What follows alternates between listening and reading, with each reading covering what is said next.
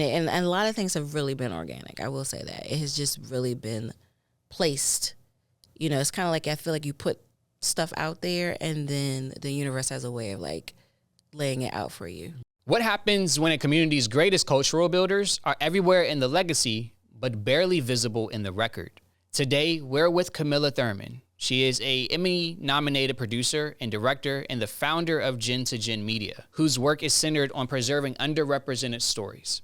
Her new documentary, Making Their Pointe, honors the Black women who built ballet training spaces in Washington, D.C. when access was limited. And it's also going to be screening at the Light Reel Festival and the DC Doc Film Festival this June. We're talking about moving from unscripted television into purpose-driven documentary, how you earn trust, and how storytelling becomes a form of generational connection. Produced by Allegory Productions, and we'll name this agency later, this is the opening scene with Lawson and Kamilah Thurmon.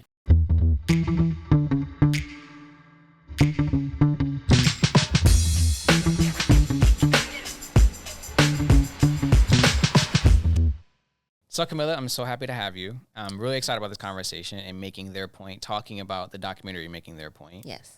Before we dive into that, we'd like to have a little bit of fun. Okay. A little easy fun. Okay. We have a quick rapid fire questions to start off our conversation. Okay. It's called Speed Slate. Okay. I'm just going to ask you 5 questions and you have to answer in 5 words or less.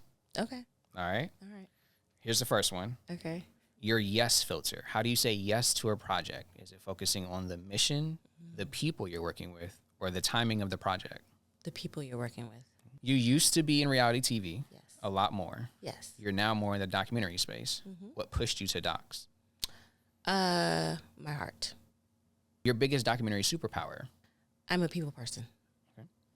Biggest TV skill you kept? Interviewing. And the hardest documentary muscle that you've built? Time. That's one word. I didn't do those sentences, but No, that's fine. 5 words or less. It's, you know how to keep it quick. It's quite all right. And also within the timing, like I think it's important when it comes to documentaries. Time can get lost, and you know these stories don't stay around forever. Speaking of stories that don't stay around forever, but we're gracious enough to have you to talk about this story. Tell me a little bit about what brought you to Making Their Pointe. For me, it was connections. So it started because it was really organic. It started because my daughters were enrolled in a ballet class, and they were enrolled with artistic director of the Davis Center, Beatrice Davis Williams, and she was celebrating 50 years. And so through celebrating her legacy was really just the start of documenting stories within DC. So when I documented her story, I also applied to different grants, and I started to look into the grant space. So it was kind of like the starting point was through Miss Davis. And so after Miss Davis, I did a documentary on Lee's Flower Shop on U Street. And then simultaneously, I was kind of starting to build Making Their Pointe, and I was looking at different dance studios in the district. So it really started with Miss Davis. It started with my daughters going to her school, and it started with me doing a legacy documentary on her. How did it start to transform from just like a ballet story or dance story into that legacy? Like, what was the catalyst, and why did it shift to that? You know, it was honestly reading and researching, and I came across an article. It was a Washington Post article, and the title was, "Who Will Tell the Stories of Old DC When Everything is New?" And it really resonated with me. And so because of that article, and coincidentally, the cover photo was of Thurl Smith, who is a dance pioneer. She started in the 1930s and opened her school around that time. So it was kind of like this connection. I was doing Miss Davis, I read the article, I see Thurl Smith, and then I would say I didn't really even know who Thurl Smith was. I didn't know who Doris Jones, Claire Haywood, Bernice Hammond, all these pioneers, I just didn't know their names. Yeah. That article alone just kind of sparked this, you know, this spiral. I don't know if you spiral like that, but I'm one of those people, like, if I read one thing, then I got to read another thing, and then it's like you go, yeah, it's like a rabbit hole. Yeah, but now, you know, some people go into the rabbit holes and they feel like they can just go down to that deep hole, but like you found a way to connect the story and build that structure out in some way. How was that? And when you decided, like, this part actually fits with the rest of this entire story, this new person, all actually fits into a compelling story to make it into a documentary? Well, I will say I initially thought to myself, let me find a ballerina today. And that's really where it did kind of began. It began with Miss Davis, and I was like, you know what? Who can tell a story about what it looks like to be a ballerina now? Yeah. And so that's really where my focus started. And it morphed into the teachers because time, money, budget, resources. But it was also, too, because I felt like, okay, there's this story about these women that have kind of laid this groundwork. And I was like, okay, I could do a story on a ballerina, but I was really more interested and more compelled to tell the story of the women that were teaching. Like, what does that look like?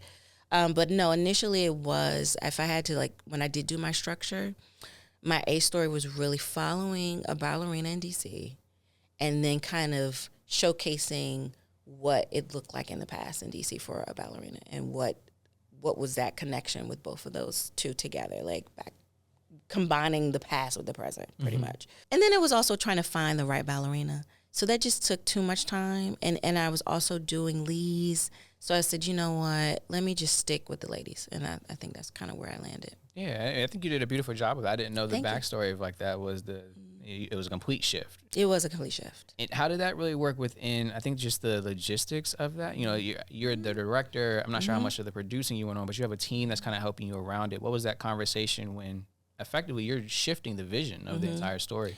I think the conversation was just more, it worked for the ladies. Should I say? I'm sorry, I didn't mean to cut you off. Just the characters of the story. You didn't actually shift. Like, it was still about. Yeah, it was still about the ladies. Yeah. I think the conversation really came down to maybe talking to the ladies a little bit more. Ultimately, I think for them, they were excited to have an opportunity to tell their stories. So I will say that, honestly, I don't think they cared that I shifted. But I do think that for them, it was more or less giving them that space too. Yeah. So that was another reason too why I took it out, because I felt like there was so much real estate with them that I didn't know if there was even any room to go that route. And I think if I had maybe concentrated just on Jones Haywood Dance School and then one ballerina, then it would have flowed. But because I had so many women to highlight and I chose to do that, I think that would have crowded the story had I put a ballerina in. You kind of easily stepped into the next question I was thinking of just like, what did you keep out? Like, what you might have wished you had certain amounts of footage in there or part of the story in there. Was it really just the ballerinas that you wish you could have kept in there, or was it something else? I do wish that I had managed a modern day dance teacher more. So I ended up highlighting Kahina Haynes, and she's the executive director of Dance Institute of Washington. And I really wish that I would have shot something with her and one of the ladies. I wanted to get something where you're seeing this generation shift. So here's this queen kind of highlighting what to do when you're teaching and how to showcase that. And I wish I would have shot that with Kahina, who is like my age, and she's working as an executive director of a dance studio in DC, and how does that connect to the women that have been doing it for years? Yeah. And so I wish I would have gotten that. I did shoot with Kahina, but I think that had I connected the two, it would have like tracked better in my mind. You know, something that was interesting, I don't want to give too much of the film away. I'm hoping people get the chance to go to Doc DC to see it, and, you know, other different film festivals as you go into this run. Yes. When I was watching, and we talk about documentaries, or sometimes they turn into this talking head and some type of archival or live. I don't recall seeing talking head footage used. There was a lot of archival, a lot of photos, a lot of video footage, and then sometimes of the present day of these queens in these teaching roles. You got it. What was the intentionality behind that? Why not show like the talking heads and showing them telling their story? Resources. I mean, really, it really was. But I will say I ended up enjoying it to that effect. I enjoyed that look because I did leads. I had talking heads. I did interviews. It was great. But I felt like because there was so much movement with just the fact that I am showcasing ballet and dance, that I liked that all you heard was their voices. So I initially did want to have sit-down interviews, but then it was a matter of figuring out what the look would be, too, and then the consistency of the look. And then when I say resources, that's true because maybe 6 years I've been working on this. Wow. Yeah, it's been a long time because I was dependent on grant funding. And I really wanted to lean into that. So with that, I was okay, well, next time I'm going to do interviews. And every time I was like, okay, just shoot the ladies. Like, this is where you want to be. This is the meat. This is really the space where they're going to come alive on screen anyway. And then you can hear what they have to say. And then into that too, I found that when I sat down with just a mic and there was no camera, the ladies were just more comfortable. And you got more of this intimate setting. They were willing to, I think, provide more information about their story when they felt like it was just us. Yeah. And I think that's a big thing too when you're dealing with queens, because that trust had to be established. And I think a lot of times with older people, you have to establish that first. So I feel like the cameras, they didn't shy away from it, but it did allow for, I would say, just some more intimate setting that I probably wouldn't have gotten if the cameras had been there.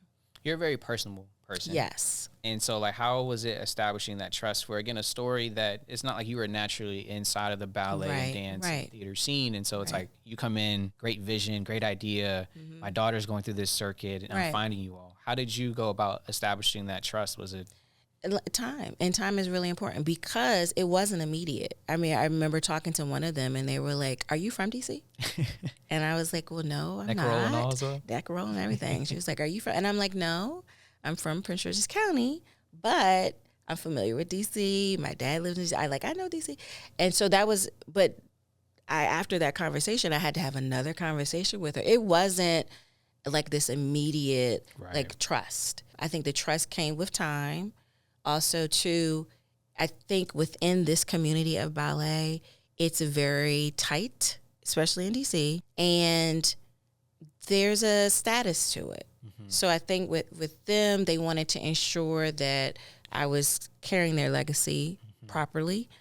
So certain people had to be on my team, so certain people had to say yes before others said yes. Was that influenced by them saying, like, hey, like, if the queens are saying, like, I need you to make sure this person's on your team, or is that you kind of doing the research and finding? Me doing the research. Okay. They were not giving me any leeway in the beginning. No. Maybe Miss Davis, because Miss Davis had known my work for me doing the documentary on her. But the other women, no. And they're all they're together, but they're also very much separate. So they all know each other. They all do things together occasionally if there's a means, but there's a competitive vibe, and I think it's healthy. There's a competitive vibe amongst them, and it was like that even in the 1930s with Doris Jones, Claire Haywood. They had Jones Haywood Dance School. Then it was Thurl Smith and Bernice Hammond. So the goal, I think, now that they're trying to transition into is to create a space where they're all kind of coming together. So, and that's kind of what I touch on in the film too. Oh, I won't break that surprise. Will that be in there? How did you balance that trust? I think about, you want to protect them and make them feel good, and you also want to tell the story. And like, there might be good parts and bad parts. There might be struggle parts that might make for a good documentary. But again, you took this time to build this trust over 6 years. Like, how did you kind of keep that safe in the film? You know what? Is because of the part you're talking about, all those elements, that struggle part. Like, I really wanted them to know that this was about ballet. This is about your story in this art form, period. So a lot of some issues that the ladies may have had, like, I didn't want to include that because this is all about, like, inspiring them, inspiring the next generation. And so that was very clear from the beginning. Let's showcase this story that you wouldn't normally know about, and let's show the world this whole ecosystem of ballet dancers in DC. And so that was really big in the beginning. And so I really sat down with each of them individually and talked about what this looked like to me. And it took like maybe 2 conversations, but they were pretty good once you kept talking and they understood where you were going with it. I'm thinking a little bit about, I asked you, what did you wish you kept? Yes. What did you fight for to keep in, even if it made things harder? That's a good one. What did I fight for to keep in? I got a good one. I think you got a good one. I mean, they're all good. They're all good. Ballet is very disciplined. And I know there's a couple of moments where the women consider, they love that they're hard on their students, but they don't always want to show that they're hard on their students. Oh, wow. Because I think they don't mind showing it a little. Yeah. But I don't think they want everyone to know this is intense work. And so they're really pushing these girls day in and day out. And so there's a taste of it, and I definitely went as far as I could. And I didn't want to really put anyone in a bad light. And it's not even, it's with anything that you're in, any sport. You're going to have coaches, football, track, that are going to really push you. And so that's really what it is, that these women are really pushing these artists to be the best that they can be. And so I think a lot of times it was this line where they were like, okay, show me, but don't show me. So I think a lot of that, I had to like say to them, no, this looks good, that you're pushing your student to be the best that they can be. And I mean, I don't think I really showed them in a bad light, but I think that was something that they didn't want to immediately show the world. And it has a history of that. Mm-hmm. I mean, if you know ballet, you know that your instructors are going to really be intense. Yeah. I saw some of the archival footage from the documentary, and it was, looking at a clip, I think Arthur Mitchell's name, and phenomenal instructor. And I remember just like one comment that he made, it made me like kind of take a step and back. And I heard he was intense. Yeah. Okay. But still people showed up. Like to think about the people who may have came from his branch and his teaching. Yeah. Probably phenomenal because of that instruction. Virginia Johnson. And so that was one of the reasons why I put her in the film. I mean, she's a DC native, and she was no stranger to how hard he was. And she said, but she needed it, and it was rewarding. So it's kind of like you got to take the good with the bad. But I don't even want to say it was bad. It was just he was on a mission. And she says that he was on a mission, and it was important for them to succeed. And so if that required them to have longer nights of working their bodies to the bone, I think that they were all willing to do that because it was bigger. Yeah. You know what I mean? It meant something more. And even a little bit prior to that bigger comment that you just made, I'm curious, you mentioned this took 6 years. Yes. How did you keep the women engaged? How did you keep yourself engaged into this story, knowing that there's so many different things over the course of 6 years that can happen? Because you know what? It was important to me for quality. I think that was really a big push. And that was something I did tell the ladies. I was like, this has to look good. So in order for it to look good, we're going to have to invest in it. And so that was a big thing for me. And I think that was why it kept me going for 5 years, because I wanted to ensure that I was getting a team that was going to really make this look good and not just, picking people random or trying to rush. And there was no reason to rush, too. That was another thing, too. There was just no reason. So at the time, I was doing Lee's, too. And so I was kind of like doing them at the same time in a way. And once again, there was no deadline. So because of that, it just created a space and the luxury of just getting the grants, doing step by step by step. Sounds like you were working on 2 different documentaries at that point in time. Yes. And also you're a mom. Yes. You have your own personal life. Yes. You have your own probably things you have to do to pay the bills as well. And you mentioned one of your superpowers is time. Help me understand, what is something that you have and how have you built the ability to time manage like that? I'm okay with the process. I think that's a good thing about me, is that I'm okay with saying, okay, I've gotten this done, but I may have to wait next year to get that other thing done. So I feel like I trust that it's gonna all work out, and it's worked out for me because that I know that the process means that things are gonna get done in a way that you can so for instance, for post-production, I love post-production, and I know that I love it, and I know that I spend a lot of time in it because I'm indecisive. So I did feel like, okay, I know I'm going to need that. So let me give myself that energy, that space to work that out. And so that was big for me too, is that I knew, and then I knew I needed to get an editor that I enjoyed, that I loved, that worked on the process with me, so, and that takes time. So I felt like I didn't want to put that pressure on myself too. So I was okay with that. And the ladies were too, because Lee's came about first, and Lee's had a successful festival run, nominated for a local Emmy.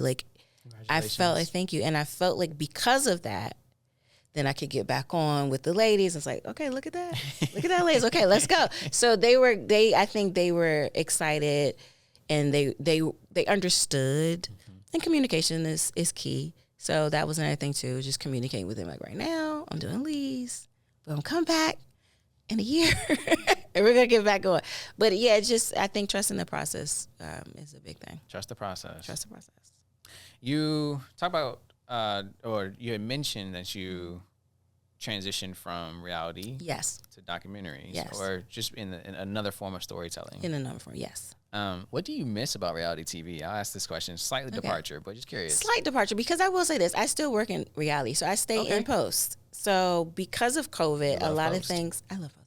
A lot of things are online, and so I've been able to continue doing shows. I did an HGTV show, so like you said, bread and butter. There was a season in my life where I was in the field, and when I worked in reality, I did interviews, and you worked with your team, and you traveled with everyone. And I would say that I miss it, but I know that my lifestyle now is not that. But it was really fun at the time. When I lived in Los Angeles, it was just fun. It was fun to go to New Orleans to film, and then, you got to go to New York, just traveling. And then it was fast paced, and then you were working with different talent.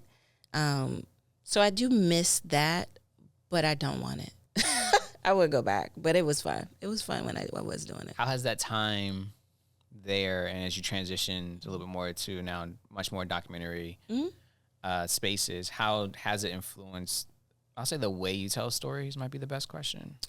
I think it's influenced it because a big factor when you're in reality is how do you feel? Like, you're doing interviews and you're asking your interviewee, how does that make you feel? And that was always a big thing in reality, because you want to, it's like you're getting inside their head when the interviews come up or the confessionals. So that was always like a note, even from the executives. Can we get more on how this makes her feel? But that was always like a through line.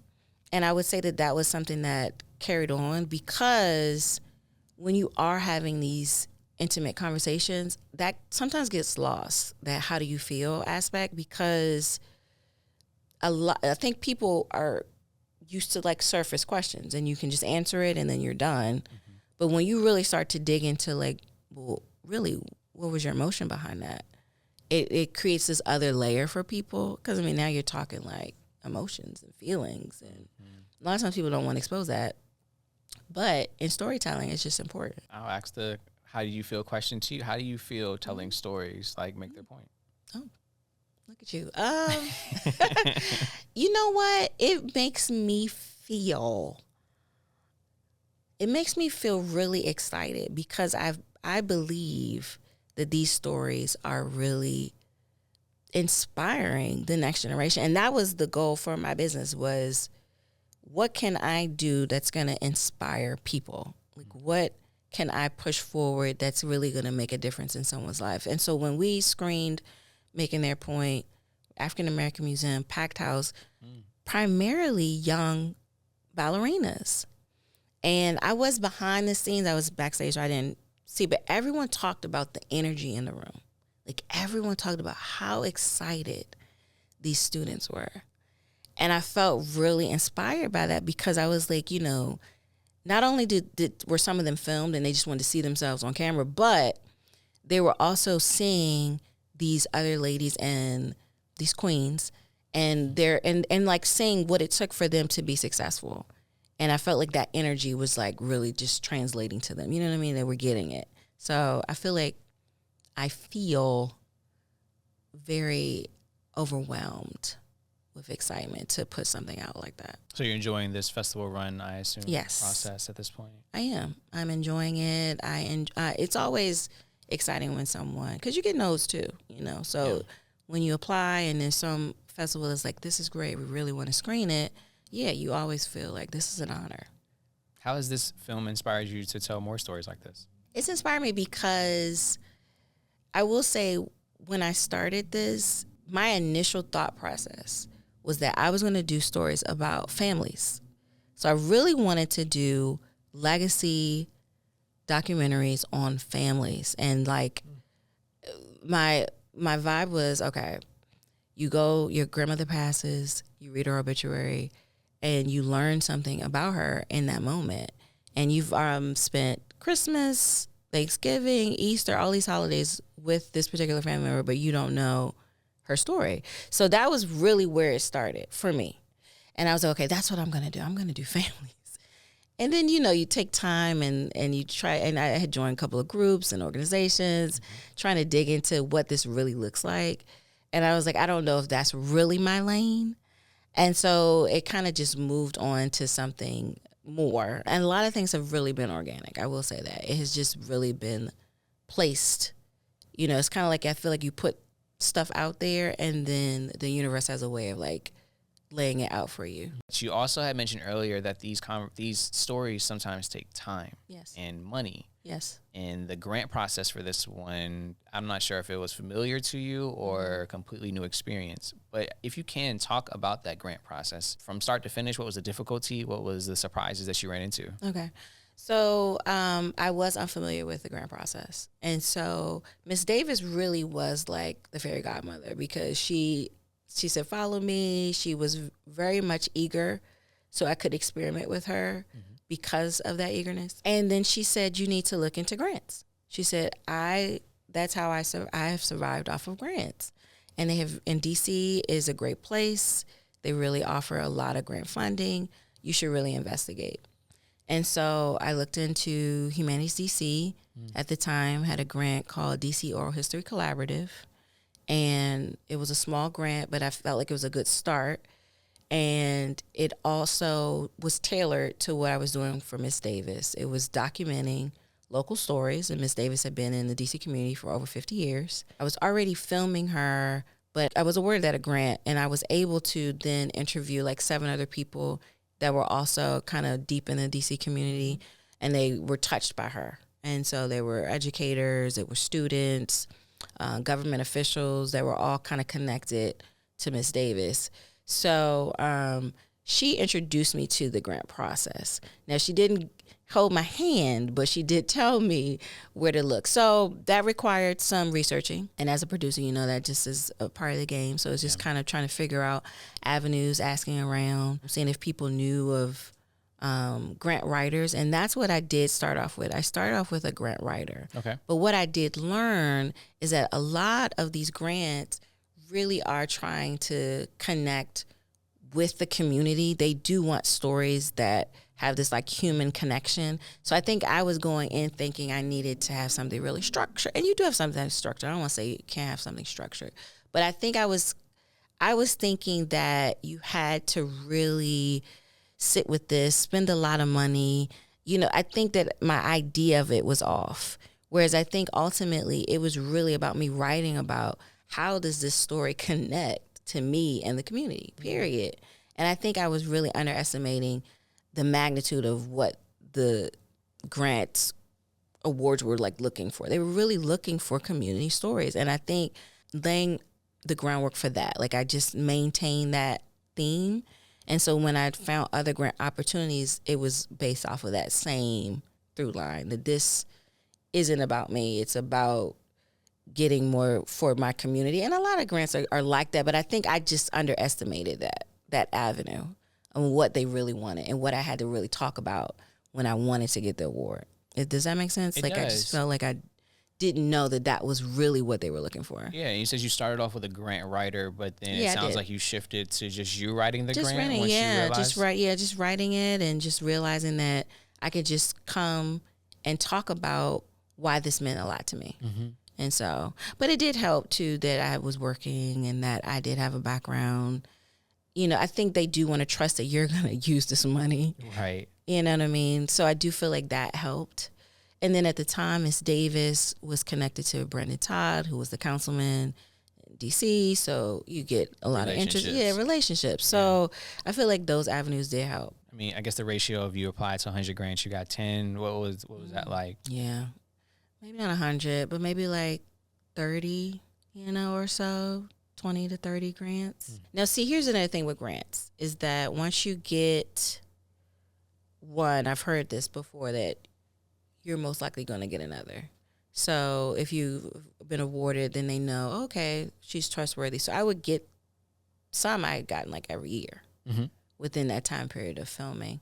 So that was good. And like DC's been great to me because of that. I think once, the ball was rolling and I was showing the commitment to my process, then they were more willing to accept, okay, this is plan B. Okay, you're moving on to this next.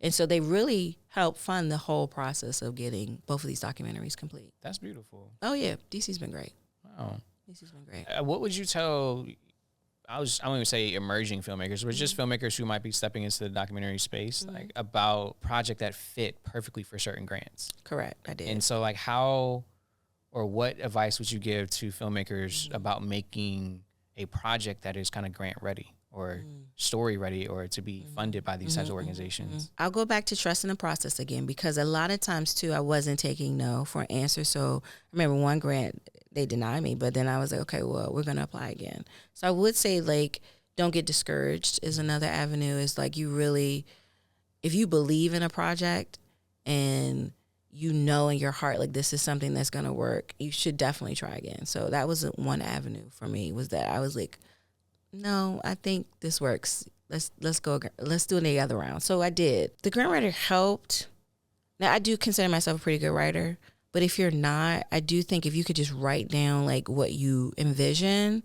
I mean, I do advise getting a grant writer. I mean, I think it does help kind of streamline your thoughts. When it comes to stories, I will say DC is a great place that's pretty open to, it doesn't have to be like, for me, I was really focused on African-American stories, but I know when I was doing a DC Oral History Collaborative grant, there was a range. It was stories for LGBTQ community, Latina community. It was a range. So I think DC definitely has this need to kind of support all these different communities in this area. So I will say DC is a great place, though, to start. I asked the question about just DC, Maryland, and Virginia, or just like we call it the DMV, but Right. I think about Baltimore sometimes doesn't want to identify as the DMV, but I do think about Maryland as a whole, Yeah.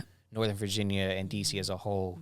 And we talk about documentaries. I feel for decades, DC was known for documentaries. Yeah. We're in the political world, like so many different change-making or impact type of films are going to come out of this area. Right. In today's world, I think there's more opportunity for just creative projects just in general. From your perspective, from your experience, what would you say this area offers uniquely Okay. to the storytelling space? Great question, because I feel like, I always say, like, there's a rich history in Washington, D.C. It's just rich. And I think for me, it was a matter of telling stories that are untold, that people wouldn't have normally known about. Like, I know when I did Lee's, people that went to Howard were like, oh, I've walked by Lee's all the time. Like, I didn't even know that this establishment had been around since 1945. And I mean, it's so close to home, you kind of just don't, it's just a flower shop, but it's really not, you know what I mean? So I feel like DC just has this space where it's so many stories. There really are. And I know that if you go to Atlanta, if you go to New York, I'm sure it's the same thing. But because I'm kind of embedded in this community, I grew up in the DMV. So you kind of feel like this attachment to these stories. Yeah. My grandmother moved to DC, and she always talked about, and this is now in the 1930s, how much she loved DC and how it was this, but she's a country girl too. But it was like this like place that was just up and jumping and lively and, Chocolate City. I mean, so it was a lot of African Americans doing well. And I think it was just an inspiring time and an inspiring place. So I think DC just has this rich history that I feel like at this time needs to be documented. So these stories are of people like for right now that I'm doing that are getting older. And so I feel like their legacy has to kind of be told. I mean, I think it's important. What do you believe may be the things that are stopping more stories like that being told? Probably resources. I think people don't automatically think of, or they know the resources that it takes or the, amount of time, and they just don't want to make that commitment. I mean, and I think it's a commitment. Or I'll say this, it could be people like, so there was another pioneer that I wanted to highlight, but her son, she had passed on, but her son was very guarded over her materials. She had a great interview. The trust just wasn't there. So that is another avenue too. It's like, I think people, and I don't know if this is I don't want to isolate it to the African American community, but I'm not sure if it is just us. It's like a thing where we might not feel this immediate trust when we're talking about documenting, because it's like, well, what does that mean? Where are you gonna put this? Where is this gonna live? You know, and I think that was a big factor that I didn't expect. So I never used his material because he was not down for it. He was really uncomfortable, and I didn't understand why. But I think for some people, it just might be just that trust and like giving something that's valuable. Like, this is your mother's belongings, and even though I'm showcasing everything in a positive manner, you might just feel a connection to her things. And you're like, I don't know if I want you to be... Shed a light. Yeah. Be the one that's not a part of the family doing it. Exactly. Yeah. So it's that kind of avenue as well. The guarded mentality. I mean, also, too, past history, like what have people done with our stories may not have been in the best light either. Very true. We're able to pull off of that experience, unfortunately. Very true. Yeah. And then being an African-American woman, I've heard from the ladies that if they do get interest, it is usually someone else from another nationality that might be interested, maybe, but they weren't always comfortable doing it with them.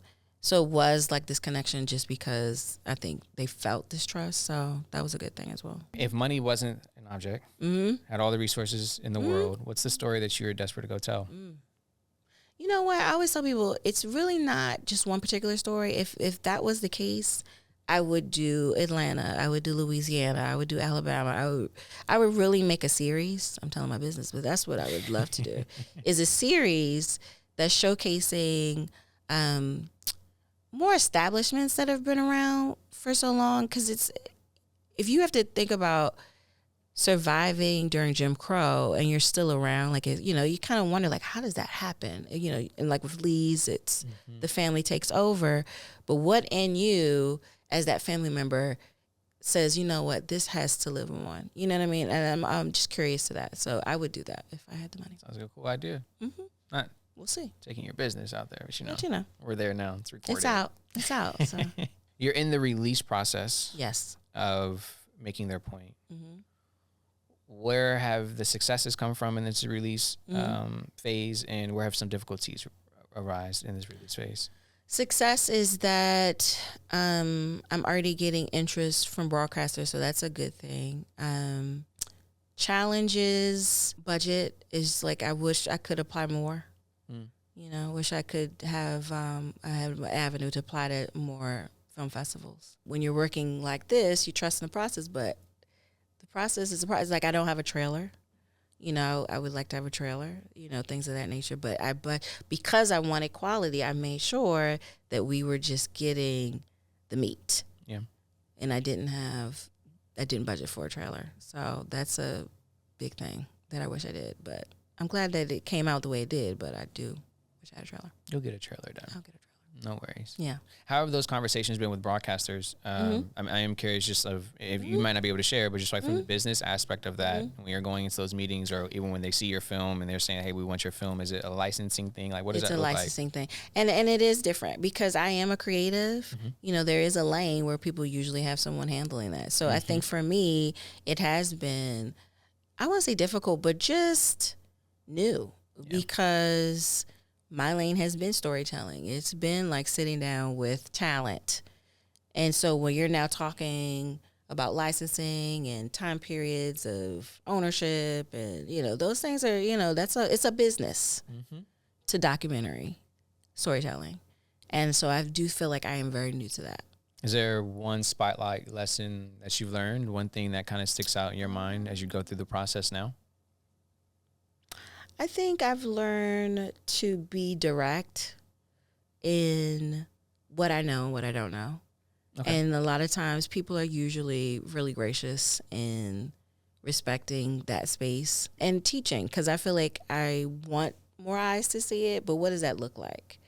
And so, you know, having those conversations are important. You have to have that communication. You have to be able to sit down and like kind of talk this through, because if you're like me and you're just like a one-woman show, you have to feel comfortable enough to like say, okay, this is in my lane, so what does this look like? Looking forward to seeing it on a broadcast. You know, too. Hearing the news that it gets there. Yeah. One sentence that you want people to walk away with. Yes. After they see Making Their Point. One sentence, and this is like passing down to the next generation of like young just filmmaker or even a dancer, young dancer that's looking at it as well? I'll say 2 because this has been the theme. Trust the process would be number 1 because that is really a theme that I do live by. I think it's helped me when I get a no. It has helped me when things aren't working out. It has helped me when I can't make a decision in post. It has helped me when talent is good, bad, disgruntled. I mean, it's really like a thing in the back of my head. Like this is just the process. Okay, keep going. I think that is really essential because you can get like really just people stop. I've seen it. You get one like barrier, and then you just like, well, forget it. Trust your heart. I mentioned that earlier when we were doing the speed questions. You have to trust your heart. You have to trust what you feel in your heart is the best decision or the best idea, because a lot of times that's all you're running off of. That's not a sentence, but I do believe, trust your heart. I really do. I think that that's like essential, and it's been great for me just because in the beginning people were like, well, why are you documenting them? Like, I get that you're preserving it, but and I think once you see the end product and you're in a room and you see these ballerinas and you feel the energy, then you get it. But that's after you've done all the work and this is your end product. So I do feel like it was essential for me to know that this was going to be good, and I felt it in the beginning. So I think a lot of times people have to trust the process and trust their heart. They have to trust what they're doing is going to be beneficial to them and others. Trust all throughout filmmaking. Sounds like it's very integral then. Yeah, very much so. Since we're on the topic about trust, right? Yes. Post-production can be such a personal part of the storytelling process. It is. So how do you balance your passion for shaping the edit with trusting the collaborators enough to give them the creative space? Oh my goodness. That's a good one, because you have to really trust your editor. Because there have been battles. There have been times where she thought certain things looked better and I was like, no. And I mean, ultimately, that's why you have to really, it's an intimate space. So you and your editor have this intimacy period, so I do feel like you have to know who you're working with, for one, and you both have to release, because there's certain things that I believe were great. Now, granted, she's working for me, but I respect the fact that because she was great. But there were a lot of times, and editors have this thing, because I'm always in post. If they love something, and then you're like, no, maybe do X, Y, Z, then they'll do what you ask, and then they'll really like give you like a really funky version, because it's not. I don't know if you editors do this. Editors are funny. So I feel like ultimately, I think communication was key. Kind of understanding, because it's all subjective. So like understanding why you want this in, and why this means something to you, why this means something to the story is important. And usually once that communication is established, editors, producers can work together and figure out a nice medium. So, respect is important, trust. So, but I like I said, I think ultimately you have to work with someone that you feel is great, and they're going to give you a great end product too. So I think that was big. Now, I worked with women, and I'm sure that played a major part too. Mm-hmm. So my editors were Pamela Matheson and Nora Rappaport, who are excellent.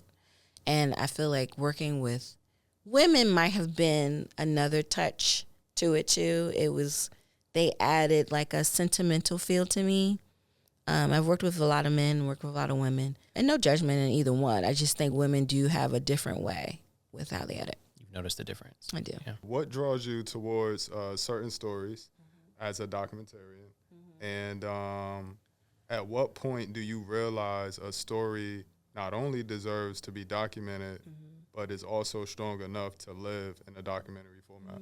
I will say the stories that I connect with are stories about my community. I feel drawn to these because it's a direct connection to what I know. So I feel like I brought up my grandmother. and she grew, talked about DC. I knew that. You get what I'm saying? So I think in the back of my mind, that was already there, if that makes sense. And I think a lot of us carry that, like just how we're raised and what stories you grew up hearing, they're going to resonate as you get older. So I think that ultimately that was a big factor. And I dedicated this Making Their Pointe to my grandmother, because my grandmother was director of NAACP. She lived in Baltimore. But she was really big on shaping me culturally. We went to a lot of plays in New York. Every year we saw out in LA. It was like a tradition. So it was like those kind of things were big for her. And I'll never forget going to an AXO competition and seeing a dance performance. And I was moved. I mean, even at a young age, I was like, wow, this woman is phenomenal. So I knew then that there was this connection that you can make through the arts, even if you're not like a person who, I don't dance, but I do feel like it is appreciation and respect I have for dancers because of that moment. But my grandmother did that. So I think a lot of my stories have been based off of the experiences that I had growing up. And so I'm kind of probably telling stories that my grandmother probably told me. You get what I'm saying? So I think that that's what the connection is. What was the second half? The second half was like how do you determine? How do I determine? Or how do you I think decide that to show up in a documentary? Yeah, format? and I think that ultimately is the heart piece, and I think that's important because it's just something that I feel. I'm like, oh, this is good, and because I think it's good, I'll just be interested in really making it happen because I think it's good. So it's really not a matter of if I think, everyone's going to really love this story. It's really like kind of a personal thing because I know that it's going to be a commitment. So I got to love it. So I know, okay, this is going to take some time. So because of that, I need to know that this is good. Like, I really got to love it. So I think it starts there. Like, it's something that it resonates with me. And it's just worked because it's then resonated with others. Now, here's the thing.